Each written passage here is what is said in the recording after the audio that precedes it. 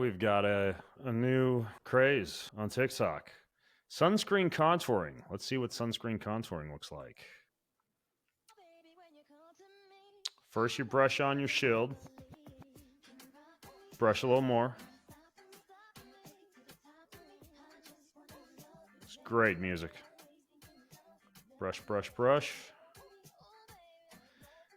And not being much of a brusher myself, I really have no clue half of what was going on in that video. However, it is a viral beauty trend. You strategically apply sunscreen only to certain areas of your face, and this mimics the placement of what is called contouring makeup.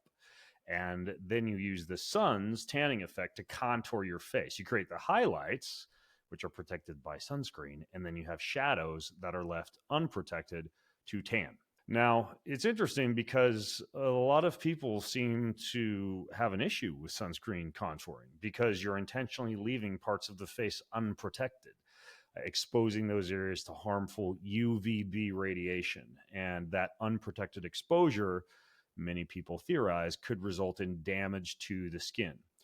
Now, there might be some issues with excessive UVA radiation. UVA rays penetrate deeper into the skin. Those are the ones that are primarily responsible for premature aging, as opposed to the UVB rays, which can assist with vitamin D production, for example.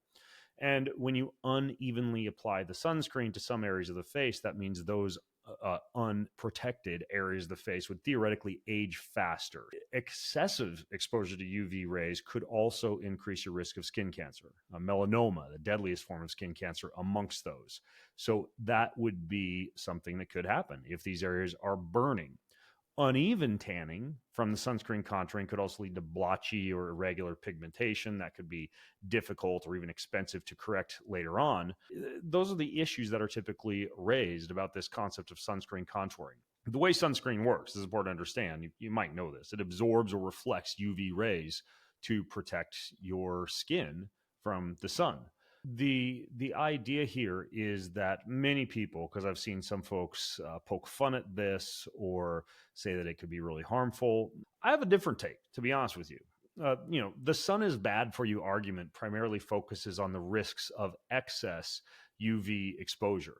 And it is true, prolonged exposure to UV, ultraviolet rays, especially without protection, could damage skin cells. It could cause sunburn. It can cause premature aging and some DNA damage. And that cumulative damage over time could even increase the risk of skin cancer, like melanoma. UV radiation in excess can also suppress the immune system. Unprotected exposure for long periods of time, specifically to the eyes, can lead to cataracts and macular degeneration and something called photokeratitis, which is sunburn of the eye. And then you can also get melanin overproduction with a lot of exposure unprotected to the sun.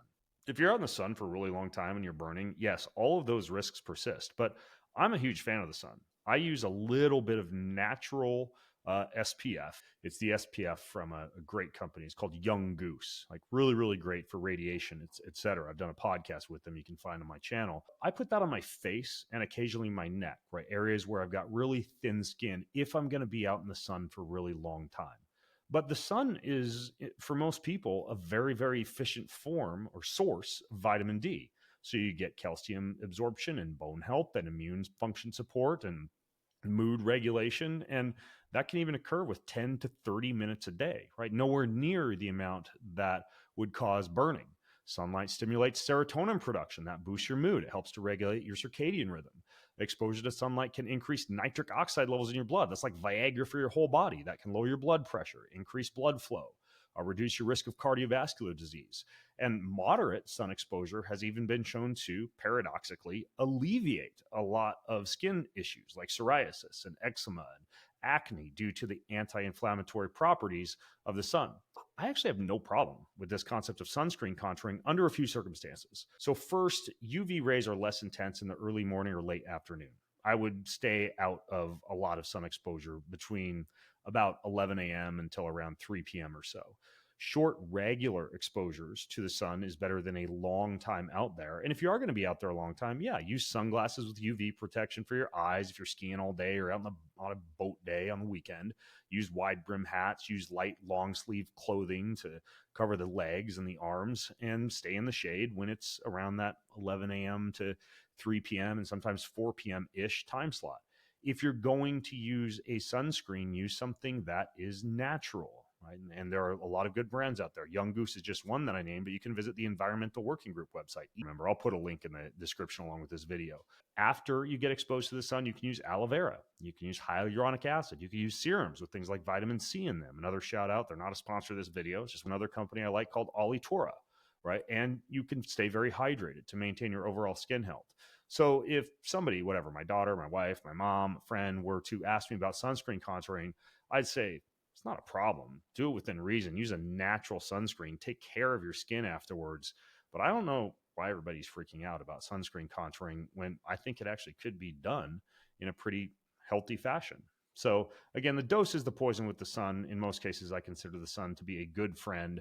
So that's my take on sunscreen contouring. I don't plan on doing it anytime soon because it's just not my thing, said the guy who does a weekly clay mask. You get the idea. Make sure you subscribe to the channel, like this video, share it if you dig it. Thanks for watching.